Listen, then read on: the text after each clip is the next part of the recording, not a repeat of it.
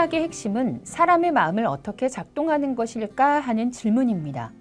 우리는 소중한 시간을 아주 다양한 일에 쓰면서도 그 어떤 것보다 절박한 이 질문만큼은 거의 다루지 않습니다. 마음의 법칙을 알고 있는 사람은 그것을 모르는 사람보다 모든 면에서 훨씬 더 유리합니다. 심리학이 가르쳐주는 실용적 요령을 터득하면 우리의 일상은 더 편안하고 성공적일 수 있습니다. 독일 쾰른 대학교에서 심리학을, 뉴욕 대학교에서 법학을 전공한 폴커 키츠와 독일에서 가장 재미있는 심리학자로 알려진 마뉴엘 투슈가 함께 쓴 마음의 법칙은 인생의 모든 상황에서 도움을 얻을 수 있는 51가지 심리 법칙을 다양한 사례를 통해 소개하고 있어서 일상의 난관과 위험을 헤쳐나가는데 커다란 도움을 줍니다.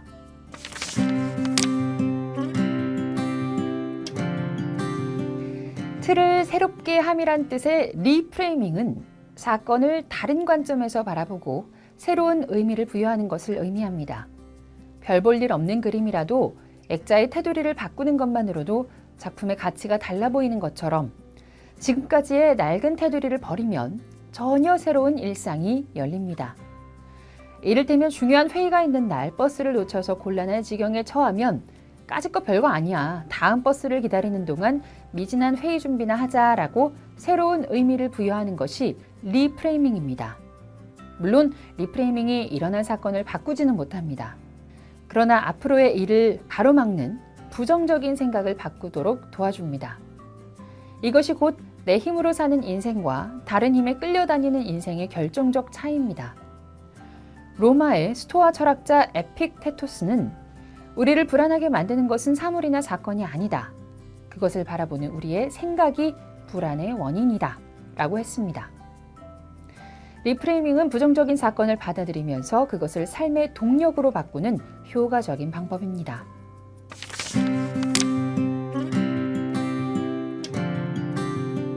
시험을 망치거나 배우자가 당신을 속였거나 자녀가 당신을 비난할 때 비참하고 우울해지는 건 자연스러운 반응입니다. 인생은 그 어떤 꾸밈이나 과장 없이 있는 그대로 받아들여야 합니다. 자신의 내면의 변화가 일어나야 다른 사람의 변화를 끌어낼 수 있습니다.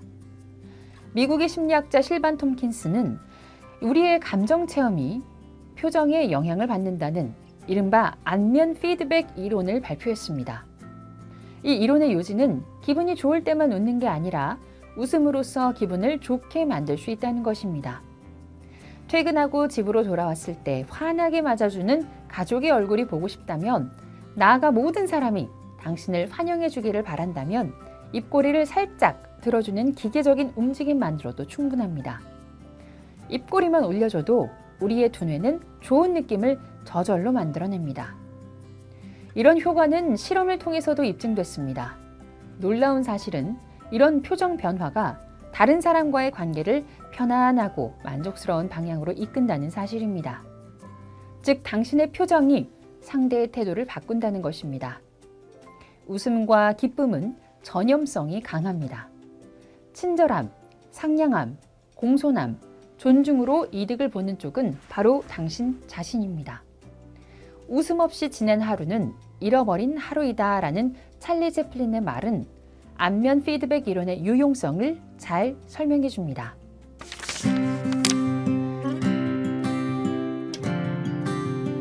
사람들이 불행을 느끼는 데는 동일한 원인이 있습니다. 바로 자신의 인생을 다스릴 통제 능력을 잃어버렸다는 것입니다.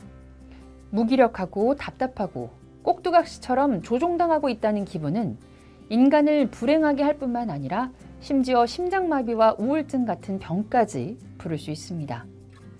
한 연구진이 요양원 환자들을 대상으로 화분을 직접 키우고 돌보는 그룹과 보호와 관리는 직원들이 하고 지켜보기만 하는 그룹으로 나눠 관찰한 후 자신의 인생에 얼마나 만족하는지 묻는 설문조사를 진행했습니다.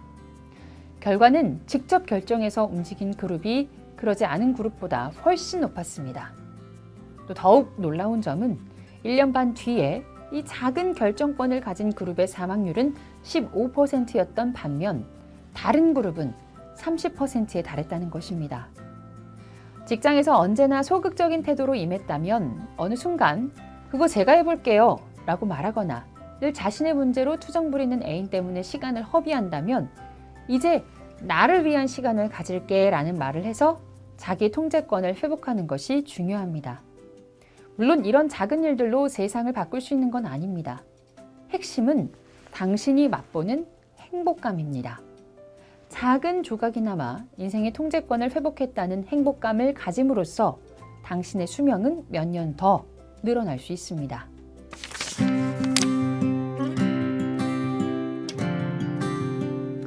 비슷한 사람끼리 호감을 느끼는 것을 유사성의 원리라고 합니다. 성격 차이로 이혼한 경우는 많아도 우리는 너무 닮았어 라는 이유로 이혼한 부부는 없습니다. 인간은 비슷한 외모를 가진 사람에게서 신체적인 매력을 느낀다는 연구 결과가 있습니다. 실험 참가자들에게 여러 장의 사진을 주고 가장 매력적인 얼굴을 고르게 했더니 모두 정확히 자신의 닮은 꼴을 골랐습니다. 이런 현상을 심리학은 사회적 호모감이라 부릅니다. 자주 보는 것에 우리는 더 큰 호감을 느낍니다. 그럼 우리가 매일 누구와 가장 자주 만날까요? 매일 거울에서 보는 사람, 곧 우리 자신입니다. 그래서 우리 뇌는 자신과 닮은 것들을 가장 좋아하는 것입니다. 그렇다면 이 극과 극이 서로 끌어당긴다라는 말은 완전히 잘못된 것일까요? 아닙니다. 그런 경우는 바람을 피우고 싶을 때 일어납니다. 오래가지 않는 짤막한 모험을 즐기고 싶을 때 우리는 자신과 전혀 다른 사람을 선호합니다. 일상에서 일탈하고 싶은 마음은 나와 다른 사람에게서 가장 큰 만족감을 얻기 때문입니다. 이런 이치를 알면 현재 알고 지내는 관계가 잠깐 스쳐가는 바람인지 아니면 평생 갈 관계인지 10초 만에 답을 얻을 수 있습니다. 두 사람이 얼마나 닮았는지 곰곰이 따져보면 정직한 답이 나옵니다. 이는 사랑관계에만 적용되는 게 아닙니다. 면접관을 만나면 축구를 좋아하신다고요? 저도 좋아합니다. 와 같은 말을 통해서 최대한 공통점을 구사하면 그 어떤 증빙 자료보다 즉시 호감을 얻을 수 있습니다. 이에 대해 의아해하는 독자들에게 저자들은 심리학을 믿어라 라고 당부합니다.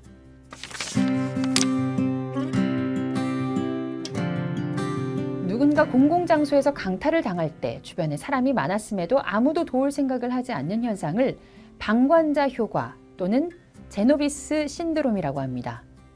미국 여성 키티 제노비스는 1960년 뉴욕시티에서 30분 넘게 잔혹한 폭행을 당해 살해됐습니다. 최소 38명의 사람이 현장을 목격했지만 그녀를 도운 사람은 아무도 없었습니다.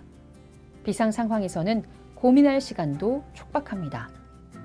그럴 때 우리는 주변 반응을 따라하게 됩니다. 저 사람이 침착하고 여유 있는 것을 보니 별일 아니구나 라고 생각하는 것을 다중의 무지라고 합니다. 누구도 흥분하지 않으면 아무도 흥분하지 않습니다. 그러다가 전문가라는 사람이 나타나서 전문 지식을 말하면 사람들은 그를 따릅니다. 그러나 전문가라도 돌발 상황 모두를 통제할 수 있는 건 아닙니다. 2001년 9월 11일 첫 번째 여객기가 세계 무역센터에 충돌하기 직전 동요하지 말고 사무실에 남아 구출을 기다리라는 안내 방송이 울려 퍼졌습니다.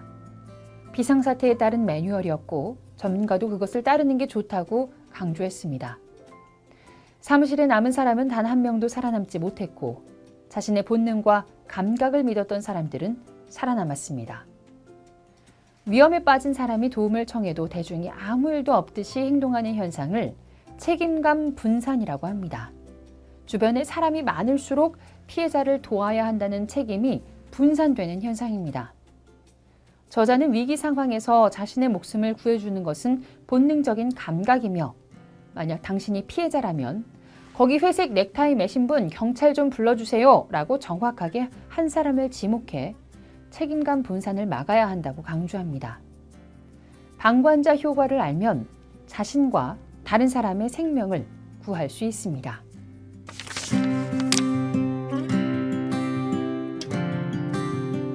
사람들이 정보를 기억하거나 새롭고 의미 있게 결합하지 못하도록 방해하는 현상을 정신고착이라고 합니다. 정신고착을 극복하기 위해 창의적 문제 해결 연구라는 이름으로 실행된 유명한 실험이 있습니다. 작은 양초 하나, 성냥갑, 또 아핀을 주고 눈높이에 맞게 초를 달아놓으라는 과제를 두 그룹에 주었습니다. 첫 번째 그룹에는 성냥으로 불을 붙이라고 일러주었고 두 번째 그룹에는 아무것도 일러주지 않았습니다. 빠르게 문제를 푼 것은 두 번째 그룹이었습니다.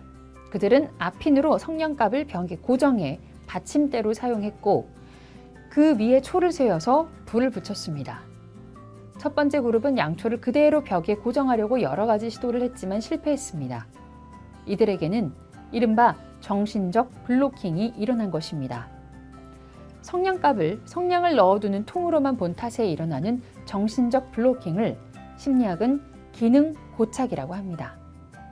두 번째 그룹은 이런 부담을 갖지 않았기에 성냥갑의 기능을 통해서 받침대로 해석할 수 있었습니다. 저자들은 정신적 블로킹을 당했다는 생각이 들면 창의적 휴식 시간을 갖는 게 좋다고 조언합니다. 그 문제를 아예 완전히 잊어버리라는 것입니다. 덧붙여 아인슈타인 등의 위인들이 만든 필생의 업적은 모두 창의적 휴식 뒤에 탄생했다는 것을 강조합니다.